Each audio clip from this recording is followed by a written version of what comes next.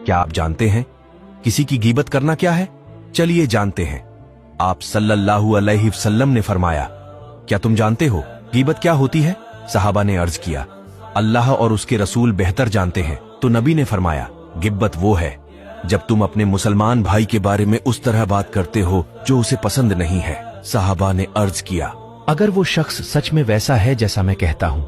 तो नबी ने फरमाया, अगर वो शख्स सच में वैसा है जैसा तुम कहते हो तो वो गीबत है, लेकिन अगर वो उसमें नहीं है तो वो बदनामी है। और कुरान में अल्लाह ने फरमाया, ऐ ईमान वालो, बहुत गुमान करने से बचो, क्योंकि कुछ गुमान गुनाह है।